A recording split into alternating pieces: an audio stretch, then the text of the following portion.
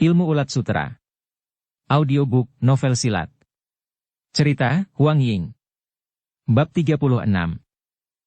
Tanpa dapat menahan diri lagi, Tianti mendongakkan kepalanya dan tertawa terbahak-bahak. Hujan, angin, kilat, geledek, dan Fu Gyoksu saling pandang sekilas. Mereka juga ikut tertawa keras-keras. Toku Buti sudah berhasil dilenyapkan. Orang lainnya tidak dipandang sebelah mata lagi oleh mereka. Tampaknya kerja keras mereka selama puluhan tahun untuk menguasai dunia persilatan tidak lama lagi akan menjadi kenyataan. Kantor pusat Butibun pada saat ini sudah tenang kembali. Yang mati atau yang terluka tidak terhitung. Mayat bergelimpangan di mana-mana. Para murid Gobei dan Butong sedang berbenah diri. Mereka juga menghitung jumlah-jumlah yang terluka atau terbunuh. Sebetulnya yang terluka juga sudah boleh dihitung sebagai orang mati. Luka yang mereka alami demikian parah sehingga kesempatan hidup mungkin 1% pun tidak ada. Meskipun Butibun sudah menduga para murid Go Bei Pei dan Butong Pei akan datang menyerbu dan mereka sudah mengadakan persiapan sebelumnya, namun mereka sama sekali tidak menyangka kalau pihak lawan benar-benar licik. Pertempuran mereka lebih-lebih dari pecah perang. Pertama-tama Hek Pai Siang Mo dikalahkan oleh Kuan Tiong Liu dengan 3 jurus terakhir Lokjit Kiam Hoat. Walaupun Yi Peisa memohon pengampunan bagi kedua bekas suhunya itu, Kuan Tiong Liu tetap turun tangan keji terhadap mereka. Dengan kematian Hek Pai Siang Mo, para anggota Butibun seperti ular tanpa kepala. Mereka menjadi kalang kabut dan kocar-kacir. Sampai senja menjelang pada hari yang sama, semua sudah tersapu bersih. Pada saat itu, Fu Gyoksu baru kembali. Dia hanya seorang diri. Tangannya mendekap di depan dada. Seakan terhuyung-huyung. Langkah kakinya juga tampak berat, seolah-olah telah terluka parah. Melihat keadaannya, Kuan Tiong Liu sudah mempunyai perhitungan tersendiri. Sambil maju menyambut, tenaganya disalurkan ke telapak tangan. Kali ini benar-benar menyusahkan Fu Heng, katanya sambil mengulurkan tangan dengan gerakan cepat. Dia bermaksud mencengkeram urat nadi di pundak Fu Gyoksu. Tetapi cengkeramannya gagal mengenai sasaran. Kuan Tiong Liu langsung terpana. Fu Gyoksu malah tertawa lebar. Kuan Heng begitu bertemu langsung turun tangan keji, apakah tidak terlalu cepat mengambil tindakan, tanyanya tenang. Pada saat itu Kuan Tiong Liu baru merasakan ada sesuatu yang tidak beres. Dia mundur 1 langkah. Ternyata Fu Heng sama sekali tidak terluka, katanya gugup. Aku hanya ingin menguji ketulusan hati Kuan Heng, bagus sekali. Apanya yang bagus, tanya Kuan Tiong Liu penasaran. Kuan Heng tidak tulus, aku terlebih-lebih harus berbuat kejam. Apakah tidak bagus jadinya? Fu Gyoksu menyeringai menyeramkan. Tanpa sadar tubuh Kuan Tiong Liu bergetar. Ilmu Mithip Sinkang milik Toku Buti hebat sekali. Sungguh tidak ternyata Fu Heng bisa mengalahkannya, katanya tidak habis pikir.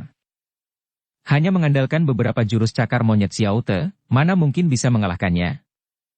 Kalau begitu, tanpa terasa alis Kuan Tiong Liu berkerut seketika. Kuan Heng juga termasuk manusia yang cerdas. Tentu dapat menduga apa yang telah terjadi. Apakah Fu Heng telah mengundang beberapa tokoh terkemuka untuk memberi bantuan? Mengapa aku tidak mendengar Fu Heng mengungkit masalah ini? Orang pintar hanya berbicara 3 patah kata. Sama sekali tidak boleh membuka rahasia hati. Pepatah ini, Xiao Te yakin Kuan Heng sudah pernah mendengar bukan? Kuan Tiong Liu mendengus dingin. Mengapa tidak mengundang orang itu keluar agar Xiao Te dapat berkenalan? Orangnya sudah keluar, yang menjawab tentu saja Tianti. Di belakangnya menyusul hujan, angin, kilat, dan geledek. Mereka mengambil posisi di seluruh ruangan. Para murid Butong berseru kaget mendengar kemunculan si makhluk tua. Wajah Gisong dan Changsong langsung berubah hebat. Gyoksu, mengapa kau mengundang makhluk tua itu ke sini? Bentak Gisong marah. Fu Gyoksu mendelikan matanya lebar-lebar. Changsong langsung menyurut 2 langkah. Gisong tetap membusungkan dadanya. Kuan Tiong Liu tertawa lebar. Tentu saja untuk membalas dendam, katanya. Terkurung dalam telaga dingin selama 20 tahun bukan hal yang menyenangkan, sahut Tianti sambil menganggukkan kepalanya beberapa kali. Tentu saja dendam ini harus diperhitungkan baik-baik. Wajah para murid Butong Pei tidak ada satupun yang tidak berubah. Sekarang, satu-satunya jalan adalah menggabungkan diri membina kekuatan. Dengan demikian setidaknya masih ada kemungkinan hidup, kata Kuan Tiong Liu cepat. Suara bising segera terdengar. Para murid Butong maupun Go Beipei menghunus senjata masing-masing. Mata Fu Gyoksu menyapu ke sekeliling. Kalian salah lagi. Sekarang merupakan waktunya kita saling membutuhkan. Bagaimana mungkin aku akan membunuh kalian? Pokoknya yang menurut yang hidup, yang membangkang. Selama ini ternyata kau berkomplot dengan para penjahat itu. Sungguh memalukan nama Butong Pei, teriak Gisong marah. Fu Gyoksu menggelengkan kepalanya. Selama ini Susiok selalu menganggap diri sendiri paling pintar. Ternyata sampai sekarang masih belum mengerti juga. Mengerti apa? Gisong tertegun. Kemudian mendadak dia berteriak. Apakah kau memang segolongan dengan mereka dan sejak semula sudah mengincar Butong Pei? Fu Gyoksu menganggukkan kepalanya dengan tenang. Akhirnya pikiran Susiok terbuka juga. Kalau begitu, tentunya Wan Fei yang hanya terkena fitnahan dan menjadi kambing hitam bagimu. Sebetulnya kaulah yang membunuh Chiang Bun Suheng. Tidak salah. Fu Gyoksu dengan berani mengaku terus terang. Kematian Yan Suheng dan Wan Ji, suara Gisong langsung bergetar. Tentu saja aku juga yang merencanakan semua siasat keji itu, mata Fu Gyoksu setengah menerawang. Gisong marah sekali. Tangannya mengepal erat-erat. Mengapa kau harus berbuat demikian? Tanyanya dengan mata hampir melotot keluar. Tianti maju ke depan dan menjawab pertanyaan itu. Karena dia adalah cucuku. Mendengar ucapannya, sampai-sampai Kuan Tiong Liu ikut terperanjat. Wajah para murid Butong Pei berubah hebat. Mereka menatap Fu Gyoksu dengan penuh kebencian dan kemarahan. Kuan Tiong Liu segera menggunakan kesempatan itu baik-baik. Baik dan jahat tidak mungkin berdiri bersama. Mari kita serang orang-orang ini dan balas dendam untuk Chi Siong Tojin, teriaknya lantang. Dua orang murid Butong Pei yang adatnya berangasan langsung menerjang ke depan. Keduanya langsung disambut oleh hantaman telapak tangan Tianti dan Fu Gyoksu.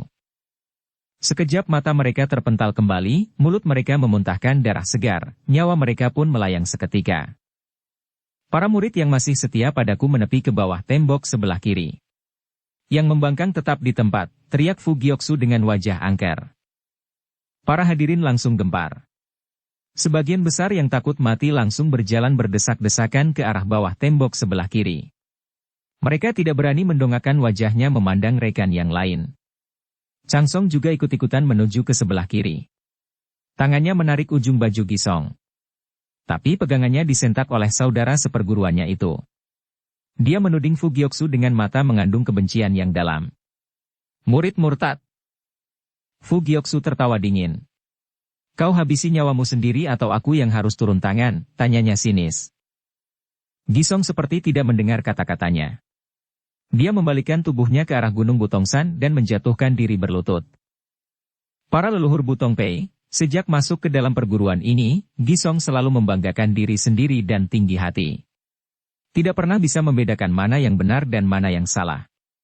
Bahkan Gisong pernah menyumpahi Wan Fei yang sebetulnya tidak berdosa. Selama dia berada di Butongsan, Gisong juga tidak jarang mencari masalah dengannya dan menghukumnya dengan cara yang semena-mena. Sekarang Gisong menyesal namun sudah terlambat. Satu-satunya jalan menebus kesalahan ini hanya mati. Harap para leluhur memberkati Butong Pei. Jangan sampai hancur begini saja. Juga memberkati Wan Fei yang agar panjang umur dan dapat kembali ke Butong dengan selamat. Selesai berkata, dia langsung mencabut pedangnya dan menggorok leher sendiri. Para murid Butong yang mengambil keputusan mengikuti Fu Gyoksu merasa malu sekali. Kepala mereka tertunduk dalam-dalam. Air mata mengalir dengan deras. Sayangnya mereka tidak mempunyai keberanian seperti Gisong. Sedangkan sisa 20 orang yang masih berdiri di tempat sangat terpukul hati mereka. Setelah meraung keras mereka menerjang keluar. Kuan Tiong Liu dan Yi Peisa juga langsung menerjang. Tangan kedua orang ini saling bergenggaman. Kibasan lengan baju angin, jarum beracun hujan, golok geledek, pedang kilat bergerak serentak. Sepasang tinju Tianti bergerak serentak. Sepasang tinju Tianti bergerak tanpa mengenal kata kasihan. Sedangkan Toya Fu Gyoksu berkelebat cepat bagai ular berbisa yang siap mematuk mangsanya. Keenam orang ini adalah tokoh nomor 1 di dunia persilatan pada zaman ini. Tentu saja kedudukan mereka sudah di atas angin. Melihat gerakan keenam orang ini, Kuan Tiong Liu sadar sulit menerjang keluar. Dia saling lirik sekilas dengan Yi Peisa. Akhirnya kedua orang itu menganggukkan kepala dan menyerang Fu Gyoksu serentak. Darah segar bercipratan kemana-mana. Kelebatan tubuh manusia bagai bayangan-bayangan setan yang menari-nari. Suara jeritan histeris berkumandang menyayat hati. Satu demi satu mayat roboh dan jatuh menghadap Kuan Tiong Liu. Dia dan Yi Peisa menggerakkan pedangnya dengan gencar. Namun tetap tidak berhasil melukai Fu Gyoksu. Ketika mereka merasa suasana di sekitar telah berubah menjadi hening, mereka baru sadar bahwa di dalam ruangan itu hanya tersisa mereka berdua yang masih hidup. Tianti, hujan, angin, kilat, dan geledek sudah mengepung mereka berdua dari segala penjuru. Fu Gyoksu mundur 2 langkah. Dia tertawa lebar. Aku rasa kita tidak perlu melanjutkan pertarungan lagi, katanya sinis. Kuan Tiong Liu menyarungkan pedangnya kembali. Dia menoleh kepada Yi Peisa. Gadis itu menyusupkan kepalanya ke dalam pelukan Kuan Tiong Liu. Kemanapun kau pergi, aku akan ikut. Jangan tinggalkan aku seorang diri, kata gadis itu tenang. Kuan Tiong Liu menganggukkan kepalanya. Jangan khawatir. Aku akan membawamu serta. Dia mengerling kepada Fu Gyoksu. Seandainya kami di bawah serangan toyamu, bagi kami hal itu malah merupakan suatu penghinaan. Apapun yang kau katakan aku tidak peduli, sahut Fu Gyoksu datar. Karena kau sama sekali bukan manusia lagi, tapi binatang. Baru saja ucapannya selesai, pedang di tangannya langsung menikam belakang punggung Yi Peisa dan dia sendiri segera mengentakkan tubuhnya ke belakang dan pedang itu pun menembus jantungnya. Satu pedang 2 nyawa. Dengan bibir tersenyum Yi Peisa mengembuskan napas terakhir dalam pelukan Kuan Tiong Liu. Pada saat itu juga nyawa Kuan Tiong Liu juga melayang. Mereka mati berpelukan. Ujung mata Fu Gyoksu bergetar sekejap. Perlahan-lahan dia membalikkan tubuhnya. Tidak ada orang yang tahu bagaimana perasaan hatinya. Tidak seorang pun. Tepat pada saat itu, para murid Xiao Yaokok sudah berhamburan keluar dari tempat persembunyian mereka. Rupanya mereka telah mempersiapkan diri sejak tadi dan menjaga-jaga seandainya terjadi sesuatu yang tidak diinginkan. Obor-obor menyala dengan terang. Suara sorakan memekakkan telinga. Mereka menari-nari di atas mayat-mayat yang bergelimpangan. Di sebuah jalan daerah yang terpencil, sebuah kereta kuda yang sudah tua melaju perlahan. Orang yang menjalankan kereta dan kuda yang menarik di depannya sama-sama tua. Sampai gigi pun sudah hampir ompong semuanya. Di dalam kabin kereta Sen Mencing dan Guat Ngo duduk berdampingan. Di belakang mereka tergeletak Wan Fei yang sudah hampir mirip mayat hidup. Seluruh tubuhnya dilapisi sarang laba-laba yang mengepulkan uap dingin. Tentu saja bukan sarang laba-laba betulan. Hanya tampaknya seperti seekor serangga yang terperangkap dalam sarang laba-laba. Selama ini Sen Mencing terus memerhatikan perubahan yang terjadi pada diri Wan Fei Yang. Dia sudah mengerti apa sebenarnya yang terjadi. Dia juga sadar bahwa pada saat ini Wan Fei Yang tidak boleh menerima sedikit pun getaran atau guncangan batin. Oleh karena itu, ketika dia merasakan ada sesuatu yang tidak beres, dia langsung mengajak Guat Ngo memapah Wan Fei Yang keluar dari jalan rahasia. Kepergian mereka untung saja tepat pada waktunya. Baru mereka meninggalkan tempat itu tidak beberapa lama, Liong Hongkek juga sudah diserbu oleh orang-orang Go Bei dan Butong Pei. Jalan rahasia itu bukan terletak di dalam Liong Hongkek. Kalau para anggota Butibun tidak sedang pontang-panting menghadapi musuh, tentu mereka juga tidak demikian mudah melarikan diri dari tempat tersebut. Selama beberapa puluh tahun ini, baru kali pertama Sen Mencing meninggalkan Butibun. Dapat dibayangkan perasaan asingnya terhadap dunia luar. Sementara itu, di pondok peninggalan Hai Liong Lojin, Fu Hyongkun dan Toku Hong duduk berhadapan dengan saling membisu. Di belakang mereka ada sebuah makam baru. Di sanalah Yan Chongtian dikuburkan. Kejadian itu berlangsung 7 hari yang lalu. Tiba-tiba Fu Hyongkun melihat keadaan Yan Chongtian yang mencurigakan. Dia segera memeriksa. Ternyata napas orang tua itu sudah berhenti. Biar dilihat dari sudut manapun, Yan Chongtian sudah tidak menampakkan gejala orang hidup. Akhirnya dengan perasaan sedih, Fu Hyongkun terpaksa mengubur Yan Chongtian. Dia sendiri tetap menetap di tempat itu, dengan harapan bahwa pada suatu hari Wan Fei yang akan pulang ke sana.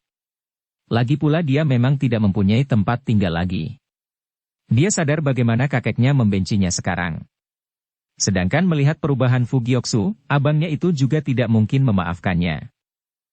Pokok persoalannya adalah dia sendiri yang sudah tidak sanggup hidup bersama-sama orang-orang jahat itu. Wan Fei yang tidak kembali, malah Toku Hong yang datang ke sana. Fu Hyongkun merasa di luar dugaan.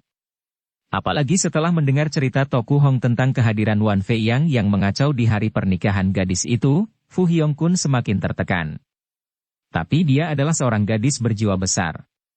Dia tidak membenci Wan Fei Yang. Dia hanya menarik napas panjang.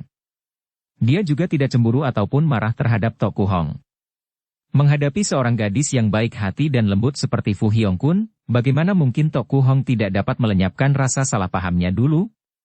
Meskipun mulutnya tidak berkata apa-apa, tapi hatinya sudah mengambil keputusan untuk membagi cinta kasih Wan Fei Yang separuhnya untuk Fu Hyongkun. Setiap kali mengungkit nama Wan Fei Yang, hati kedua gadis itu menjadi khawatir kembali. Sampai saat ini Wan Fei Yang masih belum pulang ke tempat ini, kemana perginya pemuda itu? Apakah lukanya terlalu parah sehingga tidak dapat mempertahankan lagi dalam perjalanan? Teringat akan hal-hal yang buruk, hati keduanya menjadi semakin cemas dan takut. Akhirnya Fu Hyongkun membimbing gadis itu ke depan makam Yan Chongtian. Dia bermaksud melupakan sejenak urusan Wan Fei Yang. Baru saja Toku Hong bermaksud menjatuhkan diri berlutut, tiba-tiba dia merasa tanah yang dipijaknya bergetar. Fu Hyongkun juga merasakannya. Matanya terbelalak. Tanpa sadar dia menjerit ngeri. Apalagi ketika kuburan itu retak dan terpecah belah lalu tanah berhamburan kemana-mana disusul dengan suara pecahnya peti mati. Fu Hyongkun sampai menggigil ketakutan. Hong Cici, apa sebenarnya yang terjadi? Tanyanya gugup. Mayat hidup, dia sendiri yang mengucapkan kata-kata itu, tapi wajahnya sendiri pula yang berubah menghijau. Sekali lagi terdengar suara gemuruh yang memekakkan telinga, bagai terjadi gempa bumi yang dahsyat. Kuburan itu merkah lebar dan sesosok tubuh menerjang keluar dari dalamnya. Wajahnya merah padam, di antara siulan panjang, tubuhnya berjungkir balik 2 kali kemudian melayang turun di hadapan Fu Hyongkun dan Toku Hong. Wajah kedua gadis itu berubah beberapa kali. Mereka mundur beberapa langkah. Tanpa sadar tangan keduanya bergenggam erat. Mata mereka terbelalak. Mulut terbuka lebar. Yan Chongtian tertawa terbahak-bahak. Anak bodoh. Apa yang kalian takutkan? Tanyanya tenang. Fu Hyongkun tersadar. Sukmanya yang tadi baru melayang sekarang kembali lagi. Dengan heran dia memandang Yan Chongtian lekat-lekat. Lo Qianwei, kau? Wajah Yan Chongtian berseri-seri. Dia tertawa terbahak-bahak sekali lagi. 30 tahun berlatih dengan susah payah tanpa hasil. Siapa sangka setelah mengalami berbagai penderitaan, ternyata hari ini aku berhasil menguasai Tian Chan Kiat. Tian Chan Sin Kang? Toku Hong dan Fu Hyongkun tertegun serentak. Ilmu ini merupakan pusaka Butong Pei selain Butong Liao Kiat. Karena suhu dibokong musuh dan mati pada saat itu juga, beliau belum sempat mengatakan kunci ilmu Tian Chan Sin Kang ini. Itulah sebabnya aku tidak pernah berhasil melatih ilmu ini. Sampai sekarang aku baru tahu kunci rahasia tersebut, sahut Yan Chongtian serius. Toku Hong dan Fu Hyongkun mendengarkan dengan termangu-mangu. Tian Chan Sin Kang adalah sebuah ilmu yang luar biasa. Memang harus mengalami luka parah dulu, diambang kematian lalu hidup lagi, baru memahami Sim Hoat yang luar biasa ini. Dengan kata lain, harus orang yang paham sekali Sim Hoat ini dan bahkan seorang yang ilmu silatnya hampir musnah baru bisa mendapatkan tenaga Tian Chan Sin Kang. Kalian tahu bagaimana seekor ulat sutra menjadi dewasa? Bukankah berasal dari kepompong yang beralih perlahan-lahan dari tidak berdaya menjadi ulat sutra yang berguna? Kurang lebih seperti itulah prosesnya. Sedangkan aku mempelajari dengan membabi buta. Selalu menganggap ada sesuatu yang kurang dalam latihanku sendiri. Tidak tahunya makin dilatih makin runyam. Hampir saja jiwa melayang di tangan Fu Gyoksu.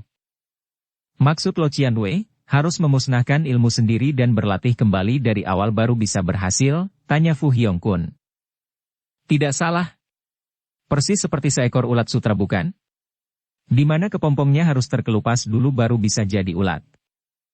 Pemecahan sederhana ini ternyata sempat membuat aku pusing selama 20 tahunan. Yan Chongtian menarik napas dalam-dalam. Meskipun tempo hari aku meminum obat yang dibawakan oleh Fei Yang, tapi hatiku sendiri sudah putus asa.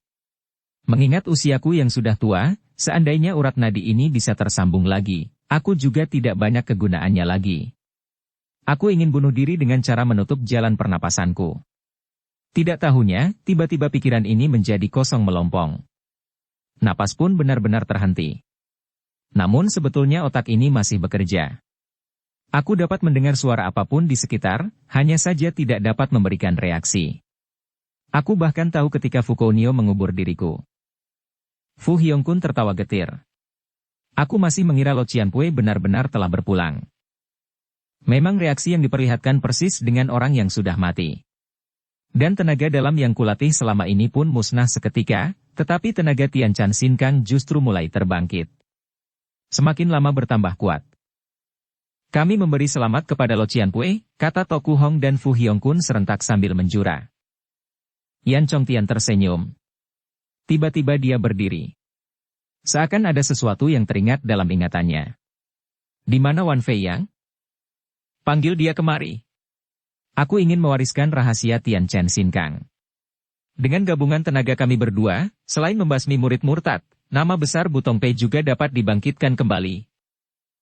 Mendengar ucapan Yan Chongtian, kedua gadis itu langsung menundukkan kepalanya sambil menarik napas panjang. Mereka terpaksa menceritakan segalanya. Untung saja sifat Yan Chongtian sudah jauh berubah. Kalau sifatnya masih seperti dulu, pasti Toku Hong menjadi sasaran marahnya. Tapi sekarang dia hanya menatap langit sembari menggumam seorang diri. Entah apa yang digumamkannya, wajahnya saja yang berubah kelam seketika. Pada waktu yang hampir bersamaan, benda-benda berwarna putih yang melapisi kulit tubuh Wan Fei yang tiba-tiba terkelupas. Melihat keadaan itu, Guatmo menjerit terkejut. Sen Mencing buru-buru mendekati, setelah tahu apa yang terjadi, dia malah tertawa lebar. Akhirnya Wan Fei yang membuka mata. Sinarnya begitu tajam menusuk. Selamat. Kau telah berhasil menguasai Tian Chan Sin Kang, kata Sen Mencing segera. Apa? Wan Fei yang langsung terpaku mendengar ucapannya. Beberapa tahun yang silam, suhumu terluka parah. Dia kutolong seperti kau sekarang ini. Setelah tahu bahwa aku berasal dari keluarga Sen yang terkenal dalam latihan loikangnya, juga karena selama itu dia tidak pernah dapat mengungkapkan rahasia Tian Chan Sin Kang, maka dia menyebutkan teori ilmu itu kepadaku dengan harapan suatu hari nanti aku akan berhasil memecahkan rahasia yang terkandung di dalamnya. Selama belasan tahun ini aku tetap tidak menghasilkan apa-apa. Demi menolong dirimu, aku terpaksa menyalurkan tenaga dalam ke seluruh tubuhmu. Ternyata sekali disalurkan, tenaga dalam itu seperti tersedot. Mengalir dengan deras dan kuat tak terkendalikan. Bahkan aku tidak dapat menarik tanganku kembali. Pada saat itulah aku sadar apa yang telah terjadi. Hu Jin, aku masih belum mengerti. Sen Mencing menghela napas perlahan. Mahkota kebesaran disimpan selama bertahun-tahun, pakaian kerajaan dikenakan orang lain. Pikiran Wan Fei yang langsung tergerak mendengar syair itu. Maksud Hu Jin, meskipun Hu Jin sendiri yang melatih ilmu Tian Chan Sin Kang, namun hasilnya tak pernah ada. Malah setelah tenaga dalam Hu Jin disalurkan ke tubuh Cai, barulah ilmu itu berkembang. Sen Mencing menganggukkan kepalanya sambil menarik napas panjang.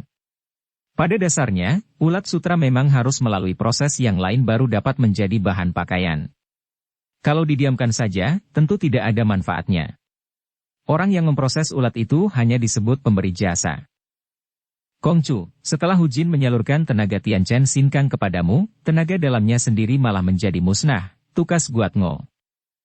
Mendengar keterangan itu, dengan panik Wan Fei yang menjatuhkan diri berlutut di atas tanah. Budi Hu Jin yang sedalam lautan tidak akan pernah Wan Fei yang lupakan seumur hidup, katanya dengan nada terharu. Sen Mencing segera memapah Wan Fei yang bangkit. Kongcu tidak perlu berterima kasih kepadaku. Semua ini merupakan takdir. Lagi pula tenaga dalamku tidak sampai musnah, masih tersisa sedikit untuk sekadar berjaga diri. Wan Fei yang terdiam mendengar ucapannya. Tiba-tiba dia mengedarkan pandangannya. Dia baru sadar bahwa saat itu dia bukan di kamar Sen Mencing lagi. Tempat apa ini? Tanyanya bingung. Rumah seorang petani. Kita sudah jauh dari Butibun. Seharusnya keadaan kita sudah aman sekarang, sahut Guatmo. Apakah telah terjadi sesuatu di markas Butibun? Sen Mencing menggelengkan kepalanya seraya menghela napas. Butibun sudah diserbu oleh gabungan murid Go Bei Pei dan Butong Pei. Kita justru menggunakan kesempatan ketika terjadi keributan itu untuk membawa engkau meninggalkan tempat tersebut, kembali Guat Ngo yang menjawab pertanyaan Wan Fei Yang. Oh, hal ini benar-benar di luar dugaan Wan Fei Yang. Mengapa Go Bei Pei bisa bergabung dengan Butong Pei? Bukankah partai itu sudah dibasmi habis-habisan oleh Toku Buti? Guat Ngo mengangkat bahunya. Entah bagaimana persoalannya. Setelah Go Bei Pei dan Butong Pei menyerang Butibun sampai hancur lebur, mereka juga diserang lagi oleh pihak yang menamakan diri mereka orang-orang Xiao Yao Kok, sahut gadis itu menjelaskan. Mendengar keterangan tersebut, wajah Wan Fei yang berubah hebat. Pada saat itu juga dia teringat akan Fu Gyoksu. Tinjunya mengepal erat-erat. Pasti dia. Tidak salah lagi, pasti dia yang mengatur segalanya, teriaknya marah. Siapa? Tanya Sen Mencing penasaran. Fu Gyoksu, sahut Wan Fei yang dengan hati bagai ditikam pisau tajam. Chiang Bunjin Butong Pei generasi sekarang.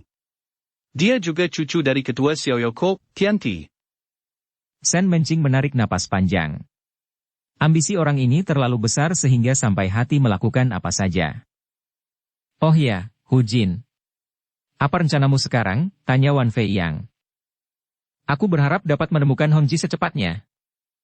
Dia, apa yang terjadi dengannya? Pada saat kau melarikan diri ke Liong Hongkek, dia juga menggunakan kesempatan itu lari dari Butibun. Tampaknya dia sedang mencari engkau. Kalau begitu, rasanya dia pasti ke tempat Yan Supek. Di mana? Bisakah kau menunjukkan tempatnya kepadaku? Tanya Sen Mencing penuh semangat. Sekarang juga Cai akan mengantar Hu Jin ke sana. Terima kasih atas kesudian Kongcu, sahut Sen Mencing sambil membungkukkan tubuhnya. Hu Jin jangan begitu. Cai tidak berani menerima penghormatan seperti ini, kata Wan Fei yang sambil cepat-cepat menggeser tubuhnya. Ketika Sen Mencing diajak oleh Wan Fei yang ke tempat tinggal almarhum Hai Leong Lo Jin, Yan Chongtian sedang mempersiapkan diri untuk kembali ke Butong San dan membereskan masalah di sana. Pertemuan antara Wan Fei Yang dan Yan Chongtian sangat mengharukan. Apalagi setelah mengetahui bahwa mereka sama-sama telah berhasil menguasai Tian Chan Sin Kang.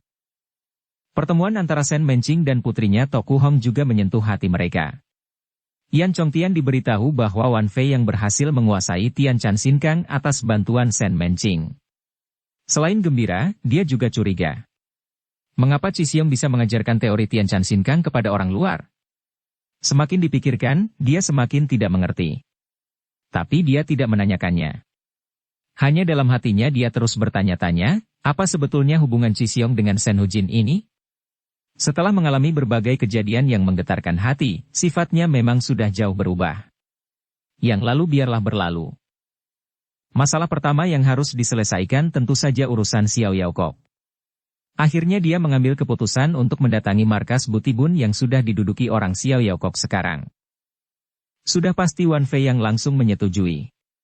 Toku Hong mengkhawatirkan keadaan Toku Buti. Dia ingin ikut serta. Hanya Fu Hyongkun yang serba salah.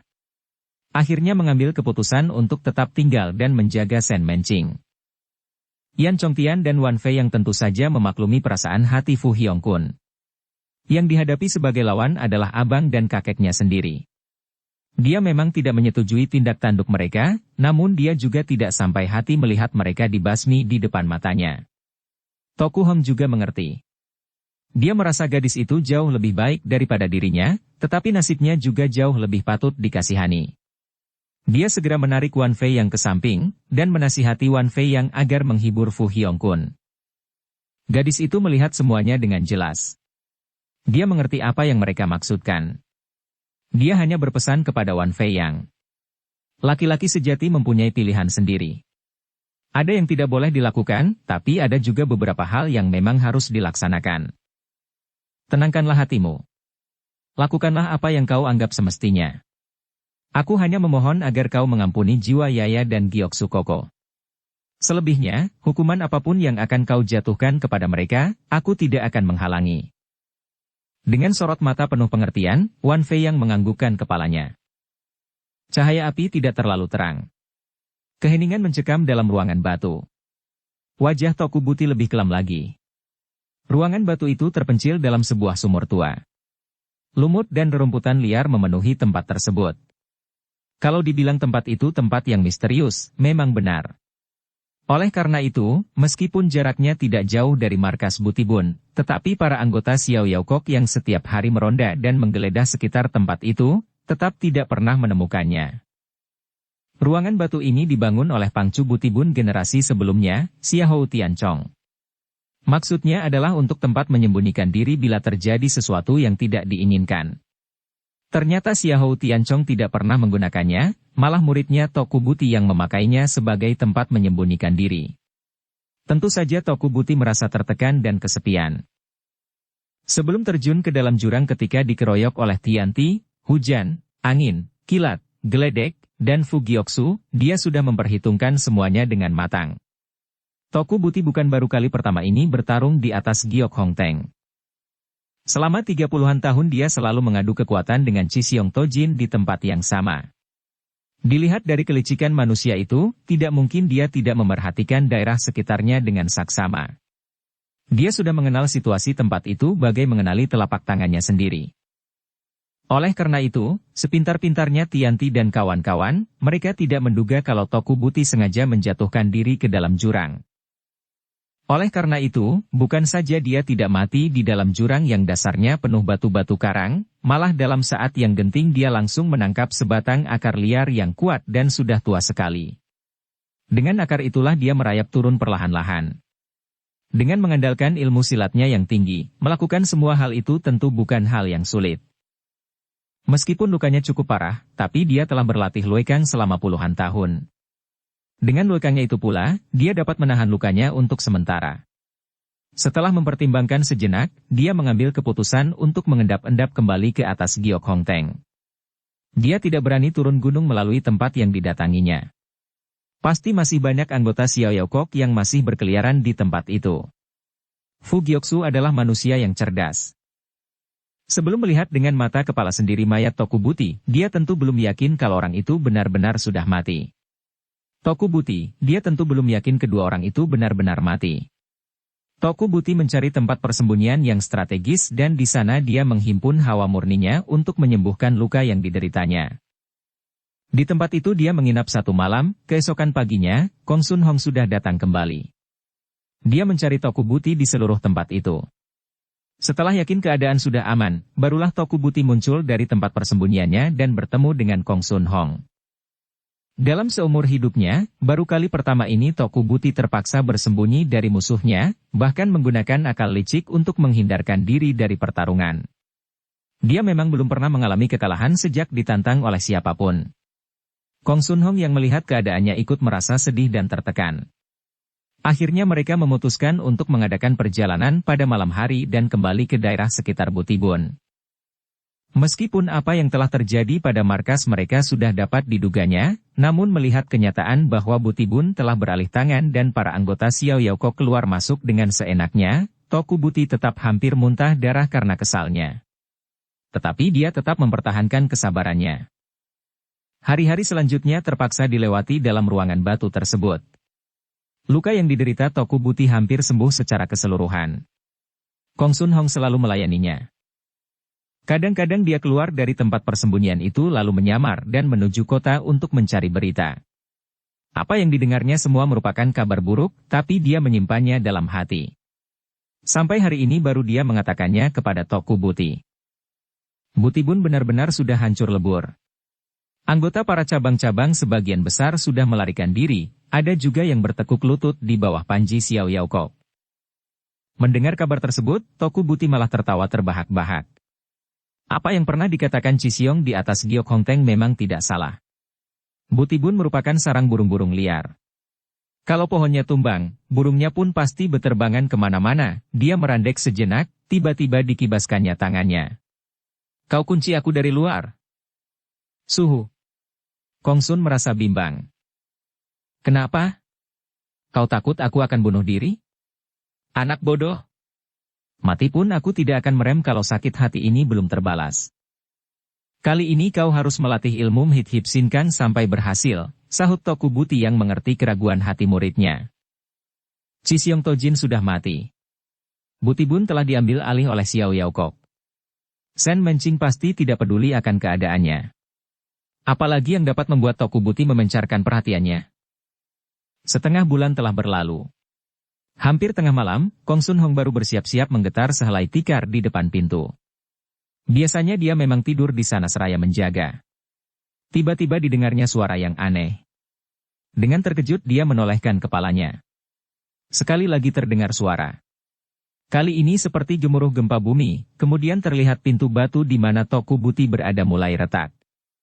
Kong Sun Hong meloncat sejauh-jauhnya. Pintu batu tersebut pun hancur seperti terkena ledakan dahsyat, pecahannya berhamburan kemana-mana. Untung saja Kong Sun Hong sudah sempat menghindar.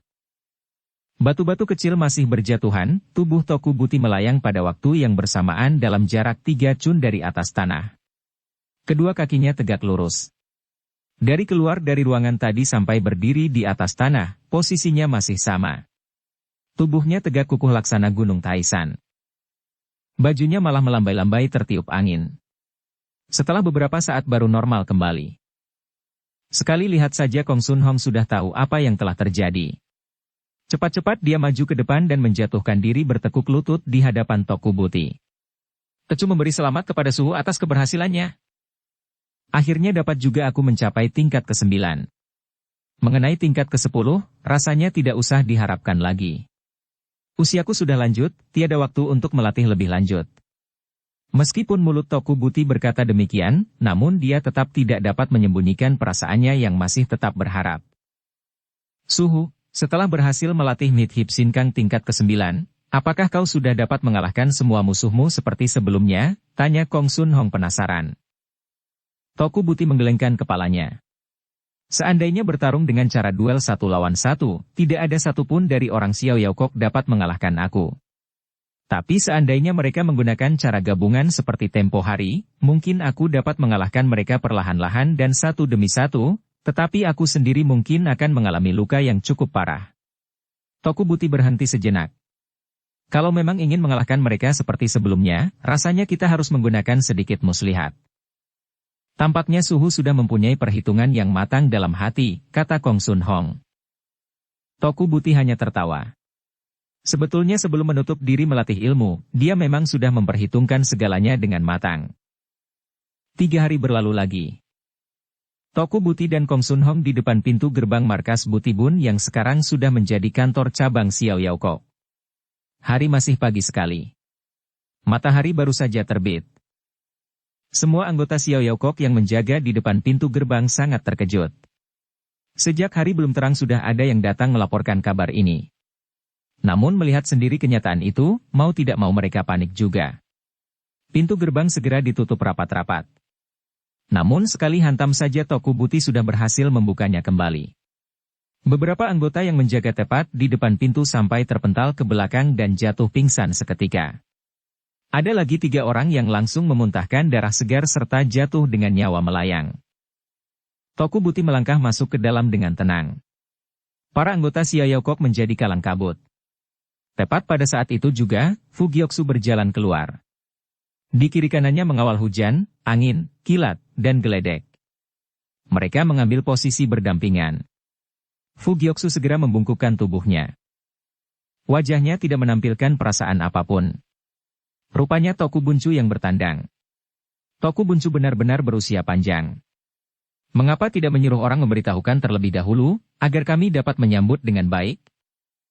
Toku Buti tertawa dingin. Masa pulang ke kandang sendiri juga harus memberi laporan?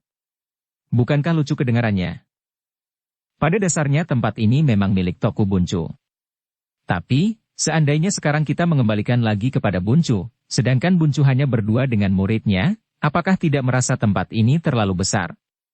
Kami rasa sebaiknya tetap biarkan kami saja yang menggunakannya, sahut Fu Gyoksu tenang. Tidak perlu banyak bicara. Panggil kakekmu keluar menemuiku, bentak Toku Buti garang. Cepat. Aku sudah datang, sahut Tianti yang sedang berjalan keluar dari ruangan dalam. Toku Buti, kali ini kau dapat terlepas dari kematian. Seharusnya kau melarikan diri ke ujung dunia agar tidak kepergok lagi oleh kami. Kalau bisa cari tempat yang terpencil untuk melewati hari tua dengan tenang. Mengapa masih datang mencari kesulitan untuk diri sendiri? Mengapa aku harus datang kemari? Kalian tentunya lebih paham. Paham sih paham, tapi sebagai orang tua yang sudah banyak pengalaman seperti engkau, semestinya menyadari bahwa dengan mengandalkan kekuatan Toku Buncu dan muridmu itu, berani datang kemari benar-benar di luar dugaan siapapun. Omong kosong. Toku Buti tertawa dingin. Tentunya kau sudah memperhitungkan segalanya dengan matang baru berani datang kemari. Aku rasa ilmu Mithip Sinkangmu pasti sudah naik satu tingkat lagi. Tampaknya Toku Buti penasaran melihat ketajaman pandangan Tianti. Siapa yang ingin maju duluan? Tianti memangku kedua tangannya sambil menatap langit. Meskipun ilmu Mithip Sinkang adalah ilmu yang sulit dipelajari dan hebat sekali, sayangnya tangan saudara hanya ada 2. 4, teriak Kong Sun Hong yang sejak tadi diam saja. Tianti tertawa terbahak-bahak. Hujan yang berdiri di sampingnya juga ikut-ikutan tertawa terkekeh. Apakah Kong Sun Tongcu demikian jengkelnya akibat ulah Wan Fei Yang sehingga sekarang juga mulai berlatih Mithip Sinkang, sindir wanita itu. Saking marahnya, Kong Sun Hong sampai tidak dapat berkata apa-apa. Dia berusaha menenangkan hatinya. Apa yang kau bicarakan? Bentaknya kesal. Hujan tetap tertawa terkekeh-kekeh. Kalau tidak, mengapa cara bicaramu demikian sombong? Kong Sun Hong merasa dadanya hampir meledak. Meskipun ada 4 tangan, rasanya masih juga kekurangan, tukas Tianti. Kalau begitu, kalian masih juga ingin bergabung mengeroyok kami? Tanya Toku Buti. Ilmu silat Buncu terlalu tinggi. Kami terpaksa berbuat demikian. Tianti mengibaskan tangannya. Hujan, angin, kilat, dan geledek segera memencarkan diri. Mata Toku Buti menyapu kepada orang itu satu persatu. Barisan hujan, angin, kilat, dan geledek, Xiao Te sudah pernah mengenalnya. Baru saja ucapannya selesai, jarum beracun hujan sudah berhamburan ke arahnya. Sepasang telapak tangan Toku Buti satu tertutup dan satunya lagi terbentang. Segulungan angin kencang menderu-deru. Hantaman sebelah telapak tangannya menolak kembali jarum beracun yang disambitkan oleh hujan. Golok geledek menyusul tiba. Toku Buti memutar badannya sambil menghantam ke depan. Tubuh geledek serta goloknya terpental ke tempat semula. Angin mengibaskan lengan bajunya ke arah Kong Sun Hong, tapi dengan mudah dapat dihindarkan oleh Kong Sun Hong. Sementara itu pedang kilat merangsek Toku Buti, dari udara pedangnya menukik turun. Tapi masih ada jarak kurang lebih 1 cun baru dapat mengenai orang tua itu. Toku Buti menggeser tubuhnya, jari tangannya langsung terulur dan terdengarlah suara. Ting, pedang kilat pun tertutup oleh jari tangannya sehingga serangannya menyamping. Berubah, teriak Tianti dalam waktu yang bersamaan. Hujan, angin, kilat, dan geledek mengiakan serentak. Posisi mereka berubah. Tubuh mereka saling bergerak. Tubuh Toku Buti sendiri langsung berkelebat seperti bayangan. Sepasang telapak tangannya membentang ke depan. Begitu terulur, terasa adanya angin kencang yang menderu-deru. Dengan mengandalkan barisan hujan, angin, geledek, dan kilat yang perubahannya begitu cepat, sebetulnya dengan mudah mereka dapat menolak tenaga hantaman Toku Buti yang mengandung tenaga dalam kuat sehingga tidak berpengaruh. Tapi hantaman telapak tangan Toku Buti kali ini tidak sama lagi dengan sebelumnya. Kekuatannya sungguh mengejutkan. Tampaknya kekuatan orang tua itu sudah berubah 2 kali lipat dari pertarungan di atas Quan Jit Hong tempo hari. Bersambung ke bab 37. Dukung kami dengan subscribe, follow, like, komen dan share. Terima kasih.